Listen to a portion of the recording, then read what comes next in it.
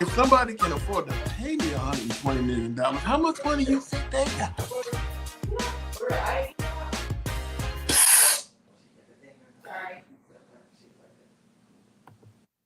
Well, here we go back live again here on Sports Chat. It's another Saturday afternoon, 11 o'clock live. Johnny John, what's going on, my man? What's going on? I missed you. It's freezing up here in Michigan, man. Man, listen, it's freezing over here in the Northeast too. Brother. And it's freezing. Got a little snow last night. Temperature supposed to drop even more. I think tomorrow, the low supposed to be 7 tonight. Yeah, we're looking at a low of like 10.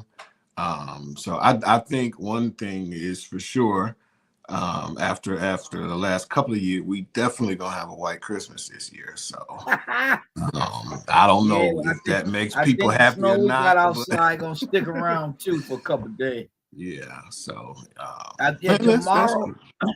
tomorrow our high is gonna be 17. Yeah. See, now that's cold. And I don't mind it, you know. I you know, when I was a little younger. Wait a second. Oh Lord. Wait a second. Wait a second. There you go. There he is. He's alive. He lives. What's going on with you? I'm good, man. How y'all doing? We need to be where you are right now, man. Freezing up here. It's cold here too, brother. And what's cold? What's cold? 45. I'll tell you in a second. Let me get the dog out real quick. I'll be right back. Hold on. These guys always cry. You see Mike be crying on the text on my 45 here in North Carolina. I'll be like, man, go on, sit down somewhere. Mr. Skier. You a skier. You worry about cold? 45 degrees, and I'm about 45. All right, well, look, we got our college championship going on, right? National chip with the 12 teams. What do you think about the 12 that made it in, John? What's your comment on the 12? Now down to 11. Well, I mean, I think every year it don't really matter how many teams you have. I think they thought, well, if we include 12 teams, that's gonna quiet the noise, and and it's like, no, then you're gonna have the 13th team thinking that they deserve to be. You had Alabama making noise, you had South Carolina claiming they did. There's always gonna. I don't care if you expand it up to 50 teams. There's always gonna be that 51st team that think that they deserve a shot in the playoff. I think. I mean, just from the selection, I don't think it was a great year for college football in terms of a great team emerging. I mean, there's parity. So if people like parity, and I have no idea who's going to win this tournament. Only because every team. And you can say Oregon, well, they went undefeated, but they didn't. They're not dominant. They weren't flawless in that undefeated season, and so I don't know. I mean, do I think that SMU can win the championship? Probably not, or Indiana last night. But of that nucleus of teams, if you're talking Georgia, Ohio State, Oregon, Texas. I have no idea who's going to win. Well, yeah, because I think any of those teams can beat each other. Yeah, on a given day. Yeah. And so if I'm Ohio State, Georgia's even less now because they don't have Cody Beck. Carson Beck is out. Yeah, Carson Beck is out. At least the first game. I don't know if they beat Notre Dame. Even if you come back with a jacked up elbow, come on. But I mean, even with Carson Beck this year, Georgia didn't look like the Georgia through 3 years ago. So it's true. I mean, I watched that game when they barely beat Kentucky by a point, so I mean, I know Ohio State fans are giving them the business for losing to that Michigan team, as they should. I mean, they had no business losing to that team. But when you look at some of the struggles of the so-called elite teams this year, it's not that far off. I mean, we watched Alabama lose to Vanderbilt. We watched them get trucked by a 6-6 Oklahoma team. You know what I'm saying? And so right, it's as good a oh well, time. yeah, Alabama, they don't need to cry. I'm just saying, just in general, it's they as didn't good prove, a time. their losses that they suffer knocked them out as it should have. Yeah, but I'm just saying, You can't lose to Vanderbilt and Oklahoma this year and cry about not being in the playoffs. I'm sorry, but what this year has taught us is that it's as good a time to be mediocre. And I think Ohio State, they should get on their hands and knees and thank God for the 12 for being 12, because that Michigan loss would have knocked them out last year. Yeah, totally. Yeah. So, but it is. Well, here's the thing. I'm gonna ask you guys too, because with the telescope so much on quarterbacking, right? I haven't seen anybody really this year. Hold on, keep going. That was so impressive as a quarterback, really, college or pro, really. I mean, everybody's on the Josh Allen bandwagon, but I mean, he's doing all right. He ain't got nobody to throw to. He ain't killing them throwing the ball. I mean, if you want to say Cam Ward or but Miami ain't got no defense. Yeah, I mean Dylan Gabriel. If you want to talk Dylan Gabriel, okay. There's nobody really that I've seen. Now, I'll say this: if you gave Shedeur Oregon's offensive line, right? Oh yeah. It's definitely been even great as far as passing. Pound for pound, Shedeur is probably the most talented quarterback in college football. I agree with you. And you give him a good offensive line. Yeah, I mean, listen, the kid, he put up great stats, and he still get knocked around more than everybody else, and treated different on calls like more than it. Oh my God! I've seen Shedeur get hit this year that other quarterbacks they probably kicked the kid out the game. Ridiculous. Yeah. Ron, you was about to say something?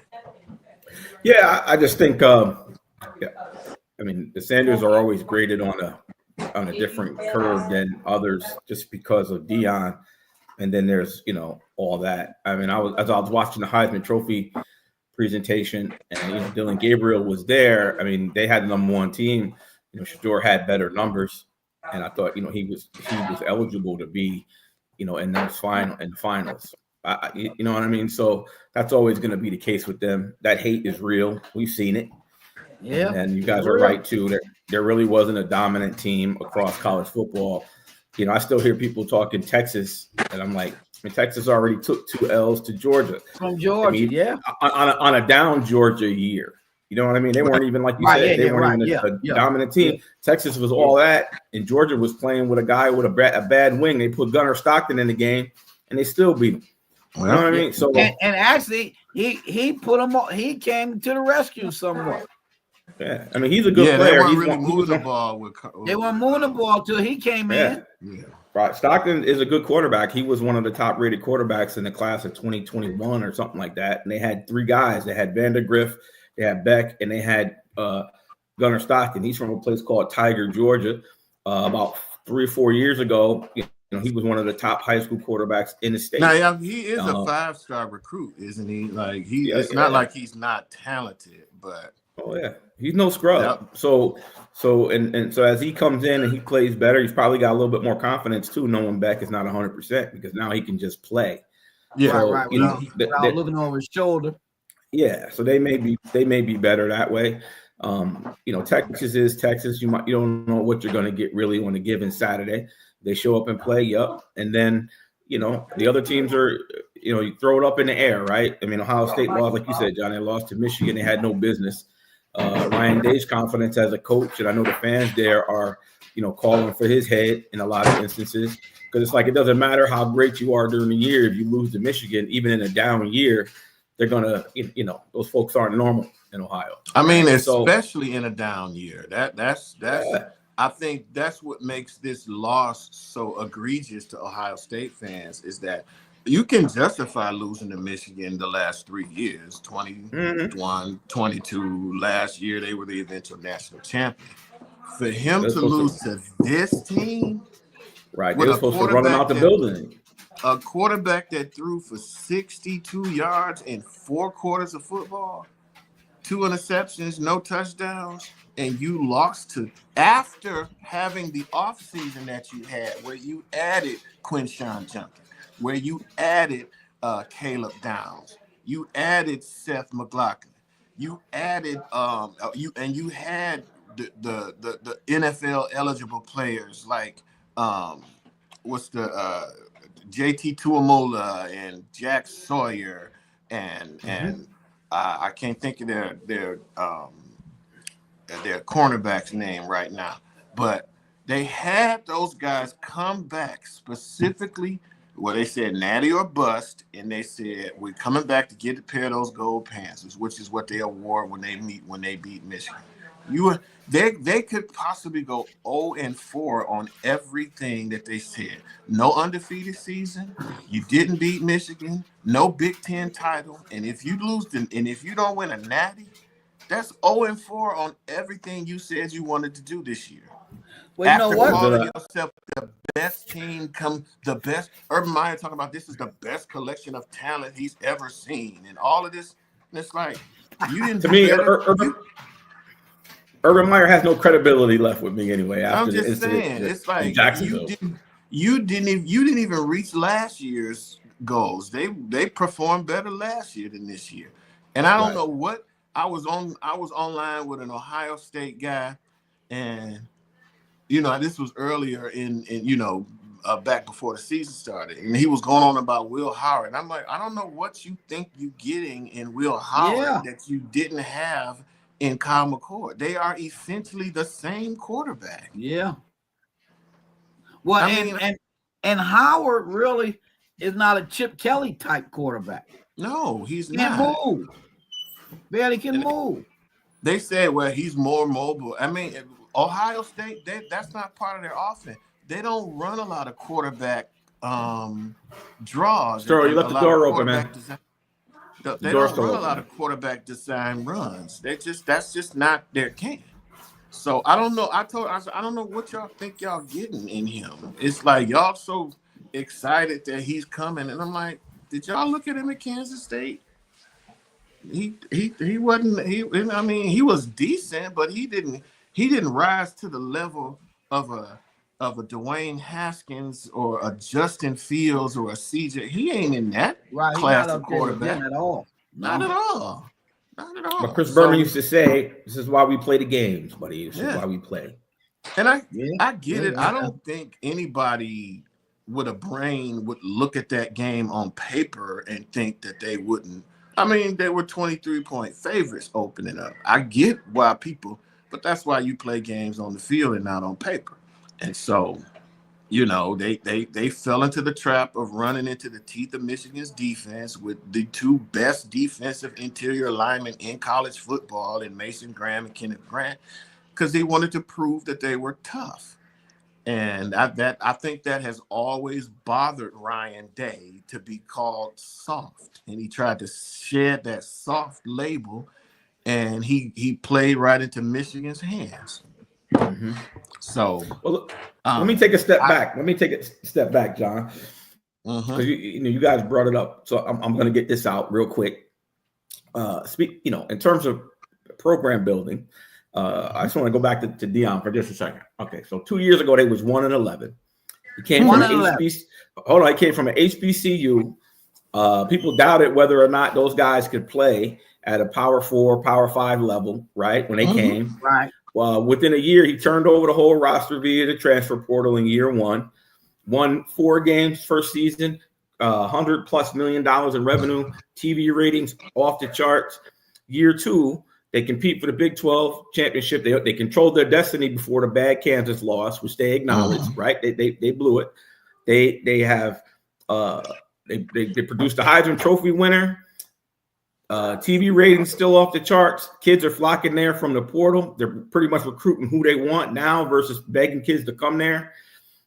And the trend of the program, and they've got some of the top recruits in the country come to the college to the university after 1-2 seasons. To me, if you go from 1 win to 9 wins, potentially 10 with a bowl game win, I don't understand all the hate. If Nick Saban or any other coach, if Bill Belichick comes to North Carolina and wins the ACC next year, gets them in the playoff or whatever, right? He will be lauded like never before, right? So I'm saying, I don't understand all the hate. I don't. I get it. Because of Deion. You know why? Yeah. I mean, that ain't. Yeah.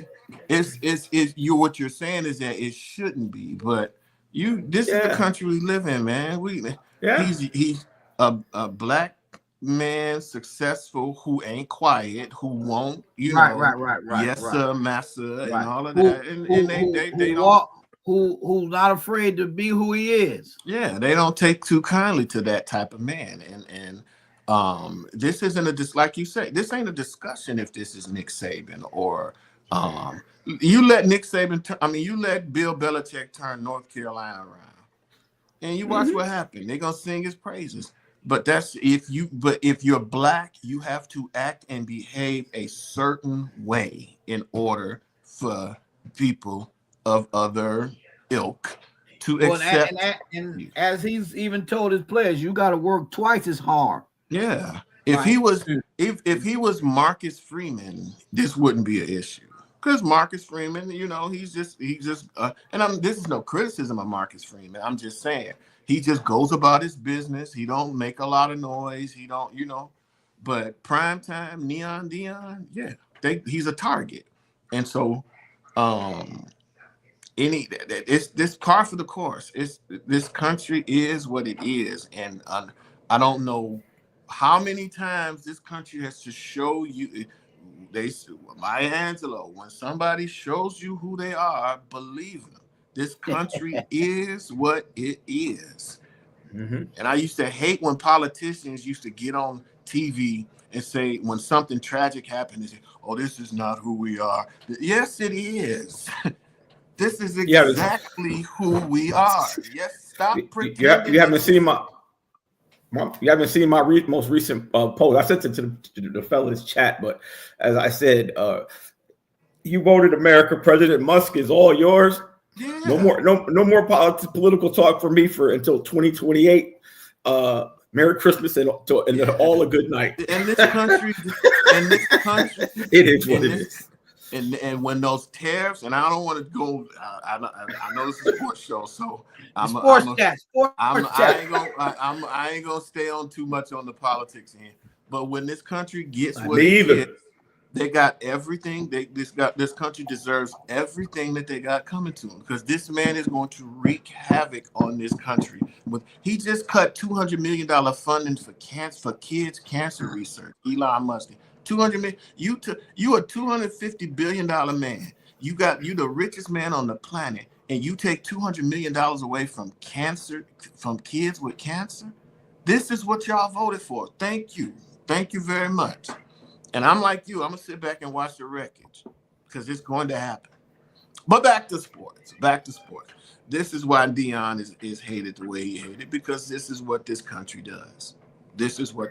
Anybody who's successful and black and not obedient and not a certain, then you know what I'm saying? They have a problem with it.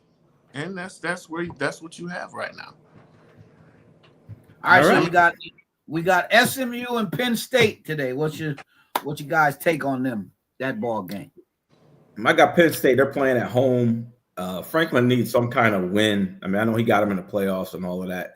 But Penn State to me is a perennial letdown, meaning that they have an opportunity every year somewhere in there, and then they blow it. They'll win this game today, and then we'll see where they fall when they go to the next bowl game. Well, they're playing at home, so I think they'll win it. If I'm Penn State, honestly, I'm overjoyed at the seeding that they got, because in my opinion, they have the easiest path to the Final Four. You got SMU and then Boise State after that. I mean, that loss to Michigan gave Ohio State the toughest path because you got to go through Tennessee, which won't be a gimme. You got Oregon, the number one team, waiting for you after that, and if should you survive that, you're gonna have either Georgia or Texas. They got a rough road to hoe. They got a rough road. That's how costly that loss to Michigan was. But I see Penn State taking care of SMU today. I'm looking. It'll probably be a game much like which we saw last night. And I just think to me, it's proof that the playoffs should have been about 8 teams. I don't think 12. I think 12 was too much. 8 teams. You got 4 bowl games. You got 4 what we used to call BCS bowls, or Rose, Orange, Sugar, Fiesta. Those 8 teams could have been your playoff teams, and then you battle it out and on it. But to put 12 and have bye weeks and all of that, they're trying to. What I don't like about college football right now, trying to be like the NFL. They're trying to NFL the college game, and I don't like that. I don't like that at all. Bill Belichick has a GM and a director of player personnel. Well, it's funny though, because what's the name? That's what he does now for St. Bonaventure. Wojciechowski, that was on ESPN. He took the GM job at St. Bonaventure. Yeah. And I like college sports to be college sports. In all of this with the mergers and the conference realignments. The only college thing about it now is going to be the name of the universities. Yeah, because now you got the NIL. I mean, I get you got the NIL and NIL's coming in. You got people with the GMs now. Transfer portal, you got the portal, free agency. With free agency, basically. I think one of the hardest thing for the coaches are now you got to recruit your own kids every year. Yeah. That's only if you want them to stay. Which I don't. I'll be honest. I don't mind the transfer portal because a coach could up and leave a team with no warning, with no penalty. Whereas years ago, a player, if he wanted to transfer, he had to sit out a year, and so I don't mind that level of the playing field. I do think with the NIL collective, I think they should have put some more guardrails around it before it was released. But now it's like the horse is out of the barn, the toothpaste is out of the tube now. So it's like, I equate it to like an apple. If you take that apple and pluck it off the tree before it has a chance to get fully ripe, now you've created a scenario where it'll never be ripe, because it's not like you can take that apple and reattach it to the tree. So I think NIL is the apple that they plucked off the tree too early.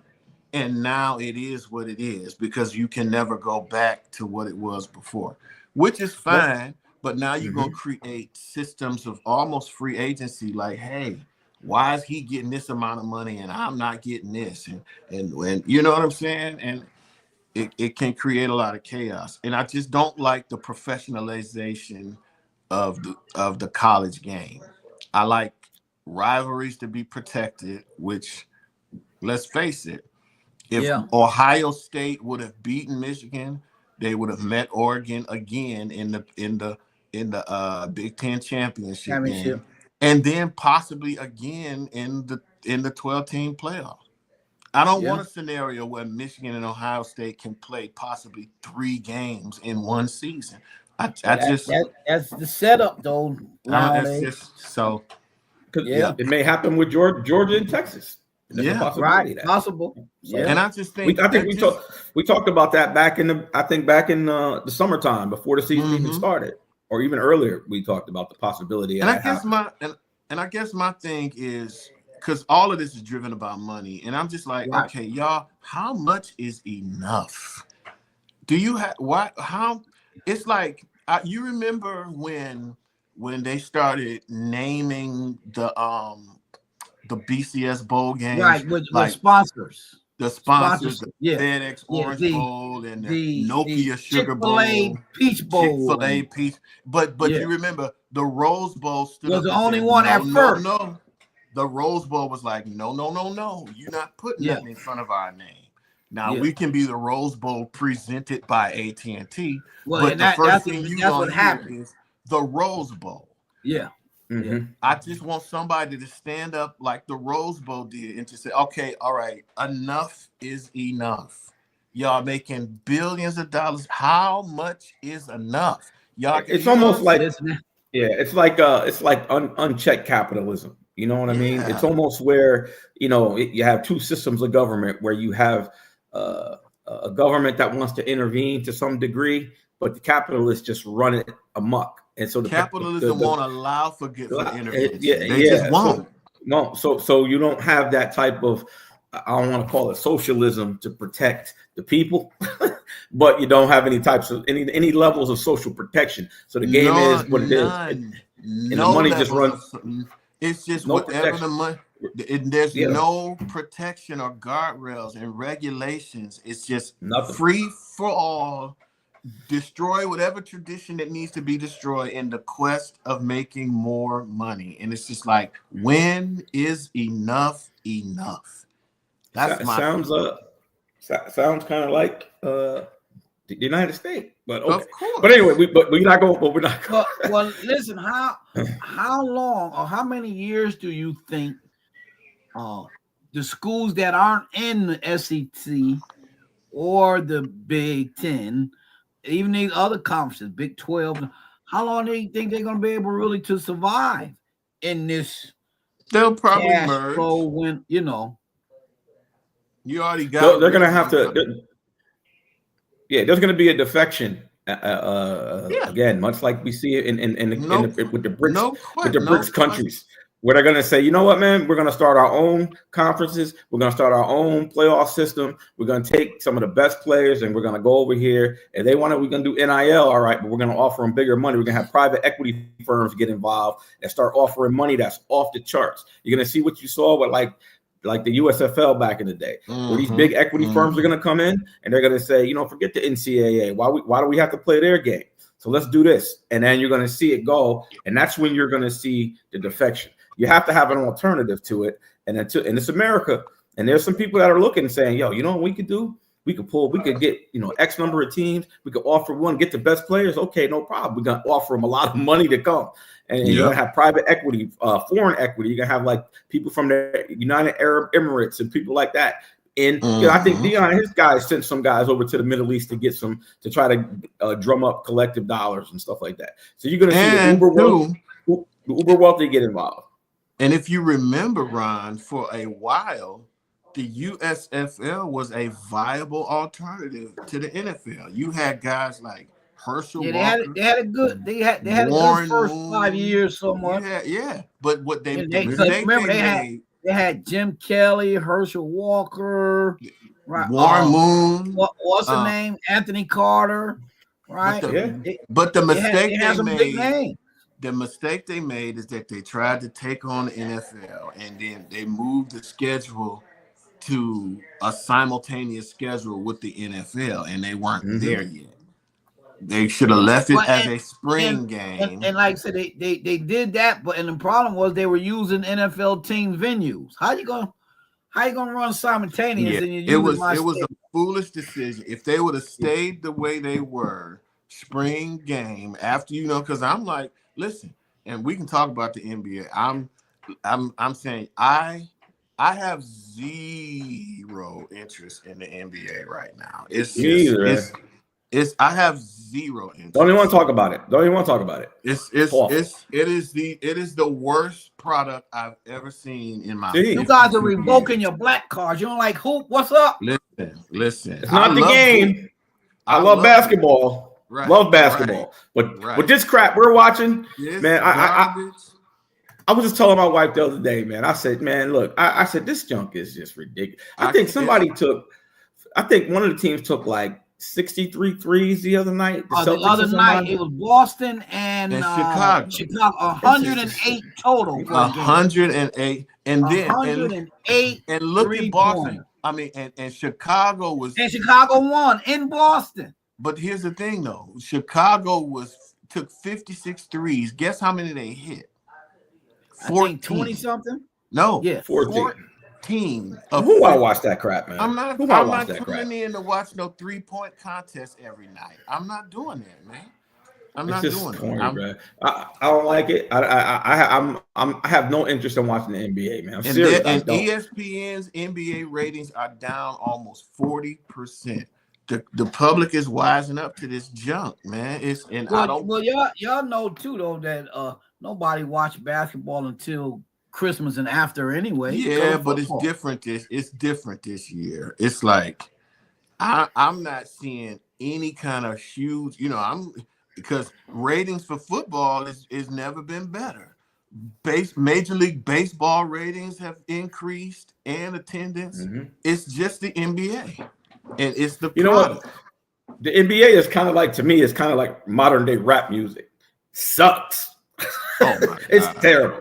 It's terrible. You know what I mean? It's just bad. It's just bad. It ain't good. Mumble rap to 90s rap, and back when hip hop was real hip hop, it's just like that's a perfect analogy. I'm gonna have to start using that. That's a perfect analogy of the NBA right now. It's like modern rap versus classic pop, Biggie. Oh my God, that's good. Yeah, Mumbling. What's that guy's name? Mumbling was the guy that had the baby with Future, right? Future versus Rakim. You know what I mean? It's not even close. So that's what the game is like. It's just awful. It's awful. Well, you know what I mean? So no. That's what it is. The NBA is terrible. I'm telling you, man, I can't even watch it, bro. I can't watch it. I see dudes go to the 3-point line, clear lane to the basket. They can't, and they don't take a layup. My coaches would have yanked me out the game, bro. Let me ask you, two old men, who in this present day NBA, who do you think would have been good in the old NBA? Well, I'll say this, man. The game has changed, right? So it's a different type of game being played.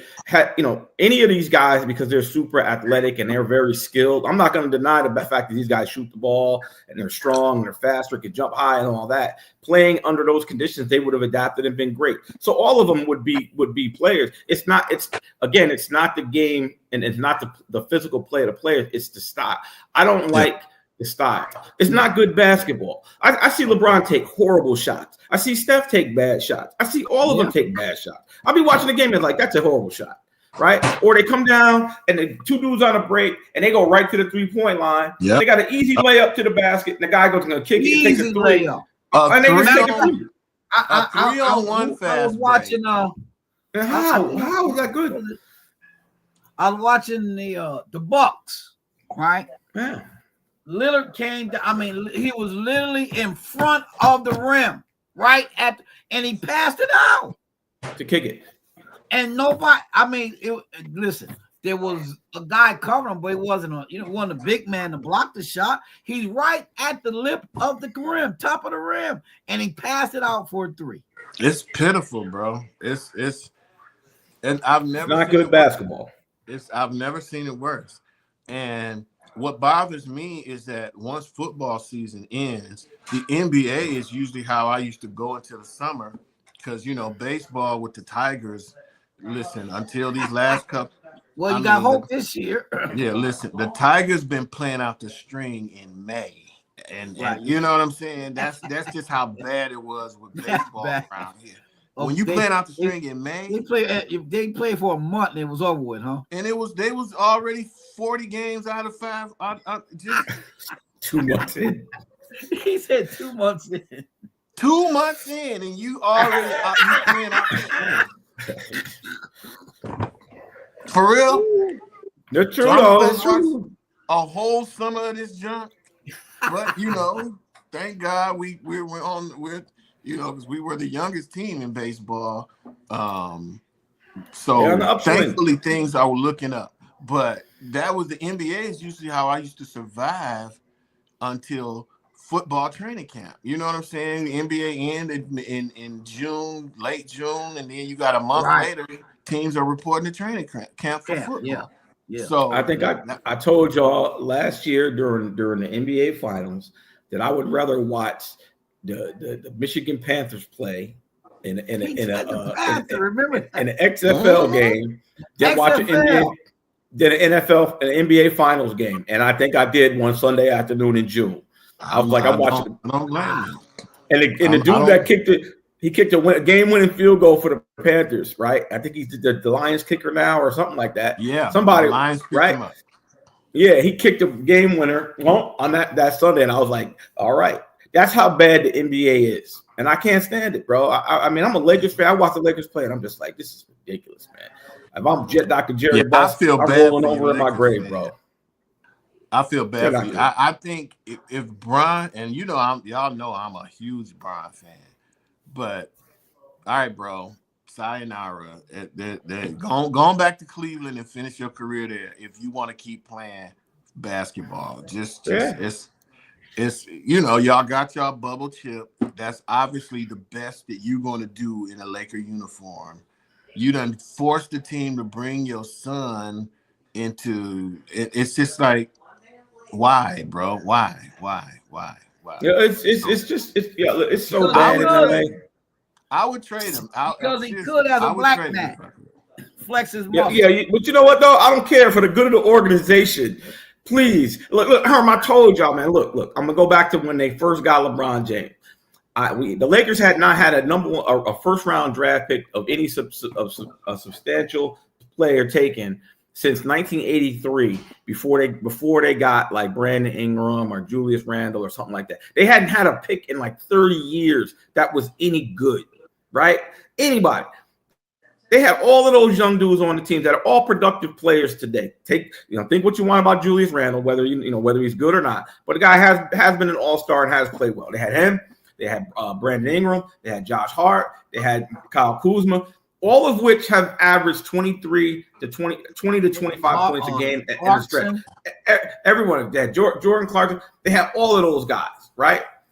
Yeah. Now, I'm not saying that they would have won a championship. All I'm saying is you had things to build on, and they hadn't had any young players in decades. They got LeBron. We want a bubble chip. Okay, I'll take the chip. Thank you very much during COVID. We got Anthony Davis, who take him or leave him. I'm at a point now with AD. I'm like, bro, I'm so sick of him falling on the floor at every game. I'm like, he's hurt again. AD, get up. I'm sick of worrying about it every time he come down the floor. He always hurt. He always be he do that. But then he steps on somebody's ankle, and every time he go down the floor, he fall on the cameraman. And he's like, my God, my ankle. Every time, man. I can't take watching those guys. It's awful. And then I gotta watch LeBron, and it's like, Bron. But he's just at year 22. Yep. But the Lakers have sold their soul to LeBron James. Yeah. They have, man. And look, and as great as he is, I'm not denying the greatness of LeBron James, his ability, what we're seeing with the freakishness at this age to still be able to play and stuff like that. Like, I get it. But you know what, LeBron? Take it to Cleveland and finish out your career and do that. Don't do it to my beloved Lakers, man, because it's just not good basketball. They're not winning. Any sports franchise is only as good as their front office. No, yeah, well, maybe Jeannie need to give her brother control. If the front office is letting this happen, that's on them, right? Yeah, Rob Pelinka is a placater, though. He's always got this whole melancholy attitude about it, and he's just he's sick of him too. He's I'm sick of him too. You know them Michigan people, right? Yeah, I'm sick of him too. I'm sick of him. And, Why did I know that? Why did I know that was coming? Why did I know? Why? Yeah, did I know yeah. that was coming? He just opened that one up. And Jeannie Buss and her whole, she got these melancholy thoughts about her father, my dad, blah blah. Her brother Jesse, her younger brother Jesse is I the hate guy to say running it, the team. Jeannie, dad is gone now, and he's not coming back, dude. Well, her younger brother Jesse is more of a basketball guy. The younger guy, he's in his 30s. He's got a basketball head. You need to make him put him head of basketball operations or something. The problem with the Lakers is the front office is stuck in their past of greatness, right? Mm-hmm. You can't. Magic and Kareem are not walking on that court. Yeah. So you can't be stuck on your greatness. You got to continue to improve, right? John and myself, we're only as good as our last good message, right? We can't live the rest of our life off of that. We got to continue to produce. Right. I'm on the mound tomorrow. I gotta go when I'm done with this broadcast. I gotta go upstairs and try to hear and see what I'm supposed to say tomorrow. But it's just like I think here's the danger in what the Lakers did, because when LeBron leaves this year, should he leave, what are they left with? Right. They're left with the opportunity to start again, because right now they have no opportunity to restart. I don't care who we get as a young up-and-coming player. They're always going to have to defer to LeBron James. They have no opportunity to develop anybody. They have no opportunity for a guy to step up and say, yo, this is my team. They have no opportunity for that. So what I say is let them go. Yeah, look, man, there's no doubt. I'm going to tell you where y'all messed up, and I believe I've shared this with both of you before. Where y'all messed up is drafting Lonzo Ball instead of Jason Tatum. Yeah, and that's Magic Johnson's fault. I love Magic, man, but that was a mistake. That was the fake, because if you draft Jason Tatum and if he comes anything close to what he's become in Boston, you don't need to sign LeBron James. But here's the thing. Your superstar that you can build around. Did you see the quote? Did you see Magic? Hold on, but at the time, LeBron or Jason Tatum was only in year 1 or 2. I think LeBron came in 2018, so Jason Tatum would have been in his just finishing up his rookie year. What would happen to Jason Tatum? He would never have become Jason Tatum on the Lakers, because Bron would have came and he would have been Kyle Kuzma. They would have been like, you know what, man, we're gonna trade him because he don't fit. I'm telling you, LeBron is I don't want to call him a cancer to organizations, because he dominates the ball. He does so much. But the Lakers. John, look, from 1983 when they drafted James Worthy all the way to 2024, right? Give me one, other than Kobe Bryant, give me one player that the Lakers have developed that has been a notable superstar that the Lakers have, was homegrown that the Lakers drafted. Tell me who. Give me one. Since 1983, aside 13 from years later, 13 to 1996. When the Lakers drafted a guy, they drafted Kobe in 96. So from 83 to 96, they didn't have no picks. They was winning with Magic in them. 96, they drafted Kobe. And until here it is, 2025. Give me one guy that they drafted at that time that has been a player. Worked out good for him, though. Well, if you take Kobe out of the equation. Evoc was good. Okay. Eddie Jones was good. No. Didn't get superstar. Wasn't notable enough to get us. I'm talking about a superstar player. But here's the problem, though. Give me one. Evoc was good. They traded him for Kobe. I mean, but he wasn't a superstar player that you build around. Eddie Jones was good too. Aside from Kobe, you don't have a homegrown player that was that. But Kobe Bryant and James Worthy have been the last two notable draft picks that the Lakers have had since 1980. Since I was 13 years old. Since I was 13, I ain't even had hair on my chest. You kidding me? Here's the problem with that. Here's the problem with now I got a gray beard 42 years later. The Lakers have I think LeBron took advantage of the fact that they were desperate for a superstar, because you remember they made Melo an offer, he wouldn't come. They tried to get Kevin Durant to come to the Lakers. He wouldn't come. LeBron was the only superstar caliber player that was willing, because you got to think about it. You going into the house that Kobe built. You going into Kobe's house. Those were huge shoes to fill. You needed a superstar of LeBron James's caliber to even attempt to fill the shoes that were left by Kobe Bean Bryant. You know what I'm saying? It took all of that. I think Melo and them was too scared to take on. LeBron was the only one that was willing to take on the challenge. Now, there's certain concessions that you have to make when you sign LeBron James. When you're signing LeBron James, you are committing to doing things his way. I know, John. That's what comes with bringing LeBron James to your team. He's going to want certain players. He's going to want certain people. He had his eye on Anthony Davis the moment he stepped into that Lakers uniform. Here's the thing, though. In a week or so, the calendar is going to change, and it's going to be 2025, right? 2025. The Lakers won that bubble chip in 2020. Yeah. It's time. 5 years ago. LeBron was no, it's time for that Negro to go. I'm sorry. But I'm gonna tell you, first of all, the thing is when we sold our soul for the Super Bowl. I always say this: when a young man turns 32, I don't care what he does in life. When you hit that 32 years of age, you start sliding down the hill. Yeah, because you're at your physical peak. Everything slows down for you. Your metabolism slows down. You start to slow down. That's just, I don't know what it is about that age, but that's just a life thing. Yeah, but they signed LeBron. He's 32 already. Now he's about to turn 40. But because it was him, you follow him because it was LeBron. But he's 32. The Lord pushes the self-destruct button at 40, though. So, he at 30, he's still playing. He's still playing. He can no longer carry a team like he used to. But I'm saying we can point the finger at LeBron too, but I'm not going to absolve the Lakers of their responsibility. And like you said, I agree. Because I'm gonna tell you the first mistake they made.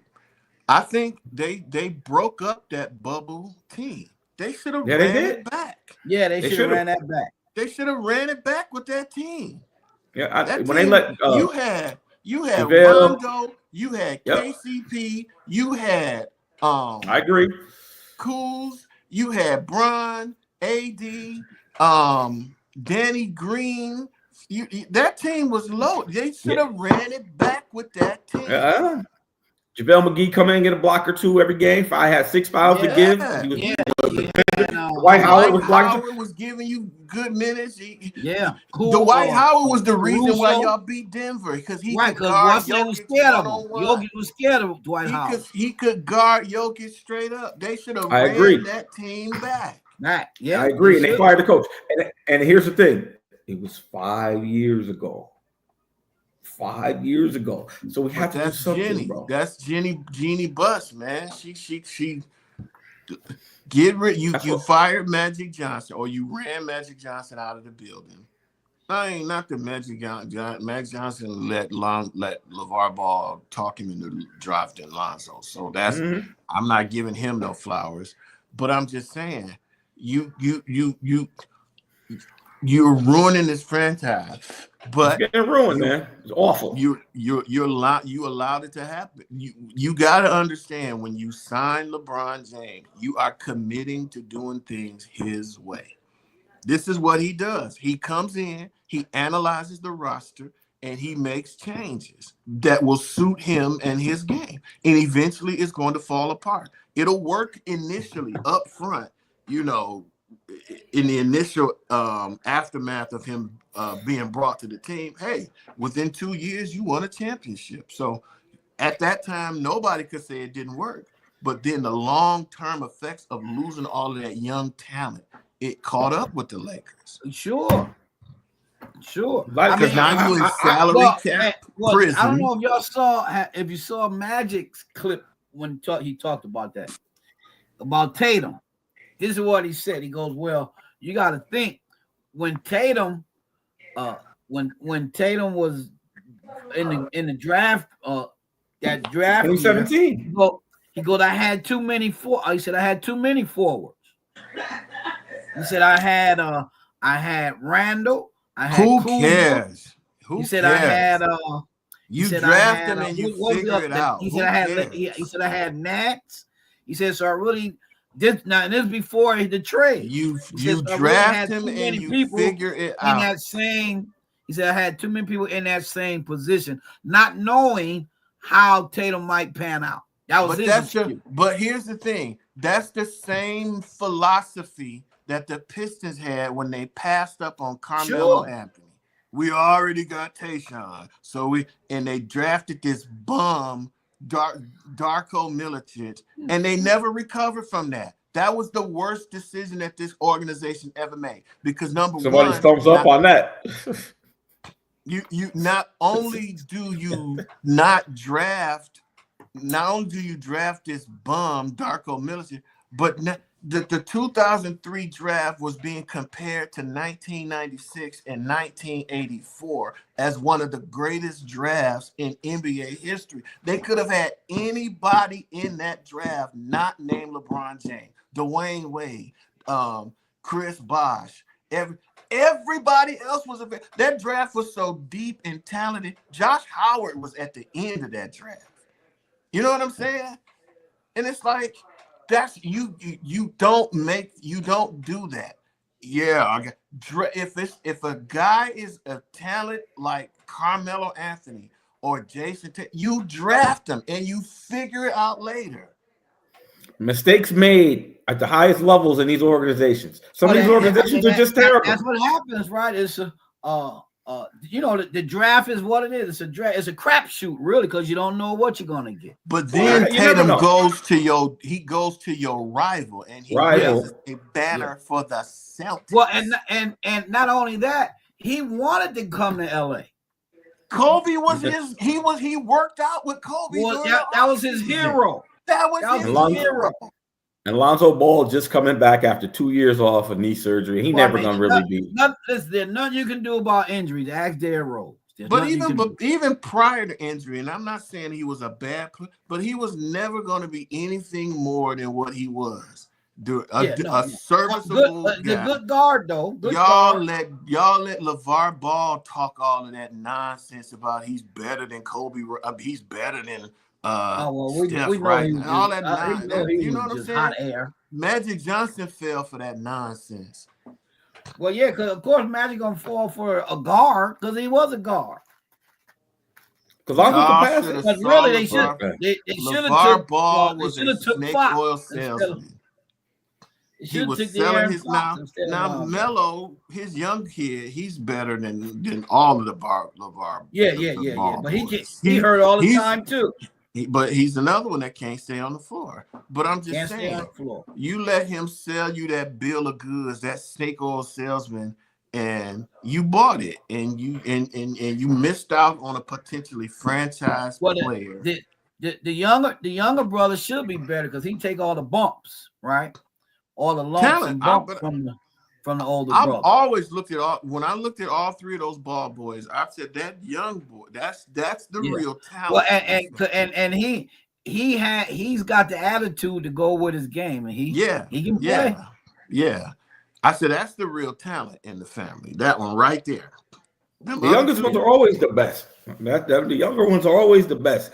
That just because they just end up, they play with the older guy, they get beat up, knocked around.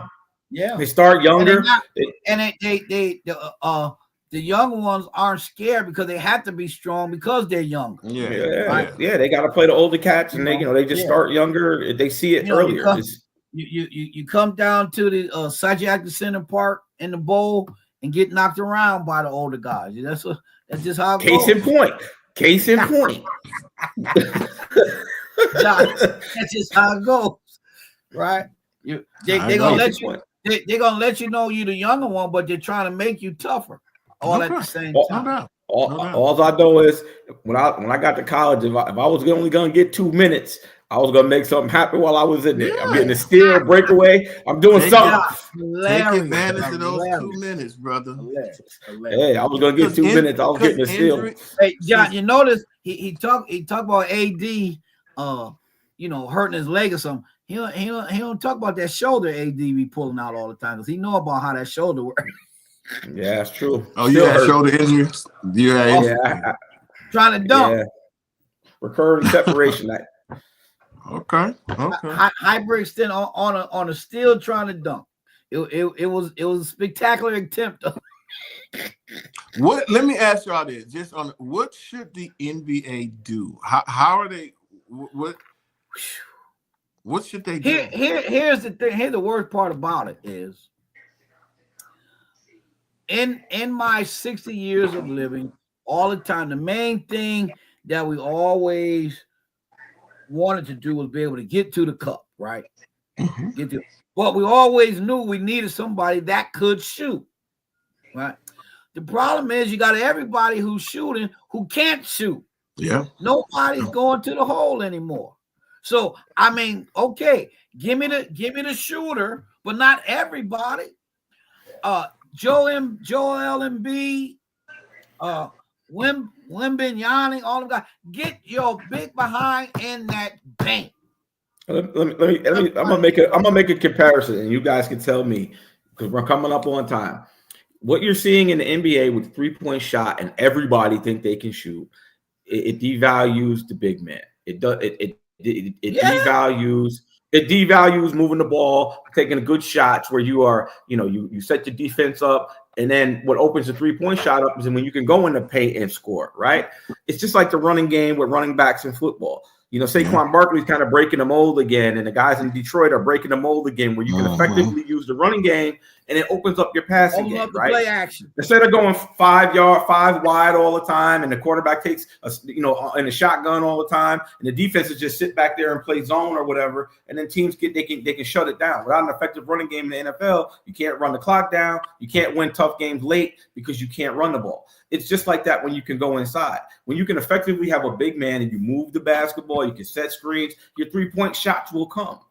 Taking a 3-pointer on a 3-on-1 break it's a bad shot. It's not a high percentage shot. And everybody thinks they can do it now, but and same thing with football. Everybody thought they could just devalue running backs. Everybody tried to go 5 wide all the time. And you see teams like the Steelers who couldn't score touchdowns to save their lives. Now they've gone back to 2 running backs. Now the people are saying, hey, that's the thing. The core of the game doesn't change. The fundamentals, it's just like investing or whatever. Warren Buffett said that. He said, listen, I went to the University of Nebraska and I took accounting. He goes, the principles of accounting are the same at Nebraska as they are at Harvard. And he says, I will argue that I've done much better than most of the guys that have gone to Harvard. Do you understand the rationale in saying that? Is that the fundamentals, if you apply the fundamentals correctly, it doesn't matter what happens. You can be successful with it. If you got a good running game in the NFL and you can run the football, trust me, you won't have any problems if you got a good quarterback and some good receivers. You can win games when it counts. Nowadays in the NBA, man, it'd be the 4th quarter. Nobody even know. They're like, oh my God, why do you think so many leads get blown in the NBA? Guys are taking bad shots. They don't know how to run the clock down and utilize the big man inside to get high percentage shots late in the game. Get to the free throw line. And that's why it's stupid. And like you're saying, everybody is standing around on the outside. Nobody's inside. Nobody think they can play inside. And the value of the big. Give me a big guy. Give me a big guy. Or I'm pounding the heck out of them guys inside because what they gonna do? They got nobody can block shots. I tell you, same as running game, man. I think I think they're going to the Final Four this year. Auburn. So they got a big guy. They got the kid named Broom. His name Ja Broom or something like that.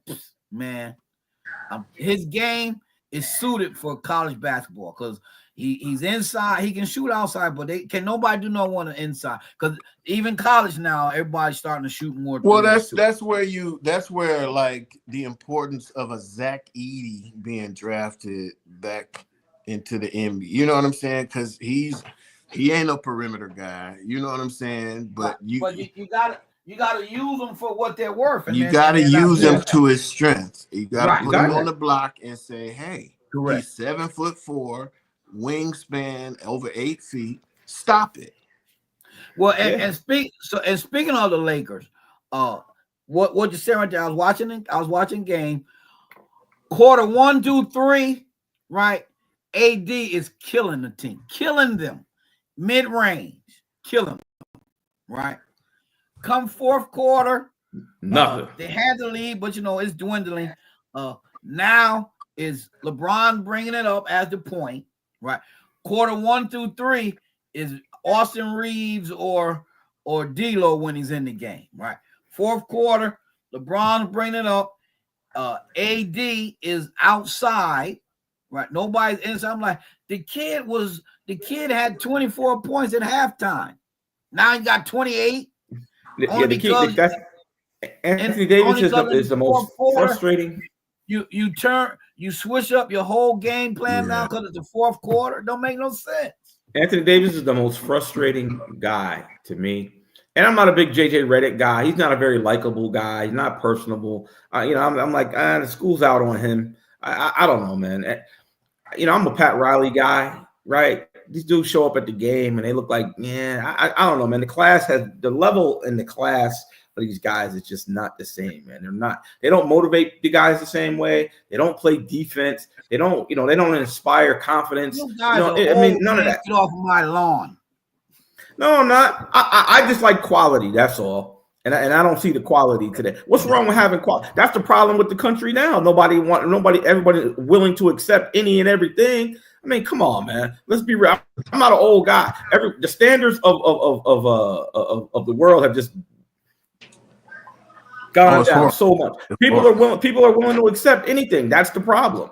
As a Laker fan, and the success that they've had, I've seen the best, and I see this crap that's out there now. I saw a really good eras of. I've been watching basketball since 1978, a long time, and I've seen good quality basketball. I was coached by guys that won. One of my college coaches won like 800 games or something like that. Coach Long.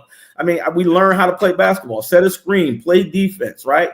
What's a good shot? What's a bad shot? Like I learned the fundamentals of basketball. I know enough to say that's a terrible shot when I watch it. I can see that. I've been watching football forever. I've seen the great running back. Remember, everybody used to have a great running back. Tony Dorsett, Rico Harris, O.J. Simpson, Earl Campbell, Billy Sims. Every team had a great running back. Chuck Muncie. If you didn't have one, your team wasn't very good. Every team had a great running back. Walter Payton. Now. Yeah, everybody had one. Now it's like, we don't need that. And white teams be blowing leads in the fourth quarter because they can't run the ball, right? Because they can't run the football. Can't ball control. The quality. The Dallas Cowboys are running. What's that bum they have from Ohio State that's on that back there running now? Ezekiel Elliott. Come on, man. Ezekiel Elliott. Scrub. Scrub. Pittsburgh's still a killer. And had an opportunity to get Derrick Henry. Yeah. We won't talk about the Cowboys. Or Josh Jacobs, one of the two. But you decided to bring Ezekiel Elliott back from New England. They should have let Dr. Bus buy the Cowboys. Their history would be completely different. Hey, it's a written article, man. I didn't say it. Dr. Bus wanted to buy the Cowboys, and the Lakers wanted to pull it. Back in those days, they frowned on guys owning both teams. By now, we'd be the same because Gene and them would be running that down in the ground too. So what's the difference? Yeah, they would have sold their soul to Tom Brady at that point. Jerry Jones is his own worst. Jerry did get 3 Super Bowls. I mean, it's been 27 years. Yeah, and if you didn't run Jimmy Johnson out of town, you probably could have had 6. Yeah, we could have 6, 7. His ego wouldn't allow. Who knows? His ego wouldn't allow him to not take credit for it. Wouldn't allow. He didn't want to be second fiddle. And I guess when you own the team, he said, bro. He said, sign the check. Jerry Jones said, "Have no other God before me." I'm jealous. Sign the checks and let the football people run the organization. You there to sign the checks. That's what you need. But I guess when you think you know football, you want to do it all. Right. What they say about absolute power, what happens? Corrupts absolutely. There you go. Hello. Oh, well. Well, that's it for us today here on Sports Chat. Who you got for let me get these real quick before we go. Because once you get John and Ron on the subject, you know, they just go a little bit everywhere. So Clemson and Texas, who you got? I got Texas. I want Clemson to win the game because I can't stand Texas. I'm gonna go against the grain. I'm gonna pick Clemson to pull the upset. I want to see Clemson win that game in Austin. Yes, in Austin because I can't stand Texas. Clemson to pull the upset. I'm tired of Texas. Then, Tennessee, Ohio State. I want Tennessee to win that game. I'll be rooting for the Volunteers. I can't stand Ohio State. Listen, you already know my feelings about Ohio State, but objectively, objectively, I think Ohio State will win that game. You think so?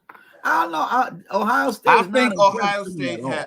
I think they have a Michigan problem. Well, and I was going to say earlier, I don't care what their records are when they play each other. Yeah, they have a problem with Michigan. You throw records when Ohio State and Michigan play. You throw records out the window. And I go back to that game in 2022. The same Ohio State team that lost by 22 on their home field to Michigan was within a field goal of beating Georgia and going to the national championship. Yep. So they play a certain way against Michigan for whatever reason. When they see those winged helmets, they just you think they get tight because it's Michigan. But then they play loose against everybody else. I wouldn't surprise to see them win by 10 or more tonight.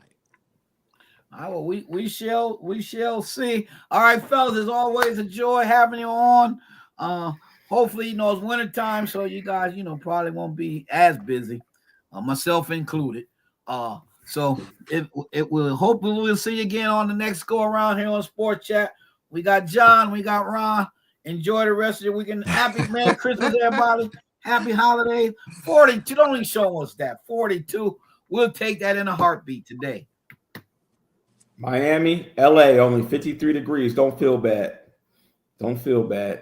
Only 53 in LA, 24 in Detroit, 22 in Albany. All right, y'all enjoy that. Yeah, exactly. I don't think we have much choice. All right, everybody, we out. Happy holidays, everyone. All right, see y'all.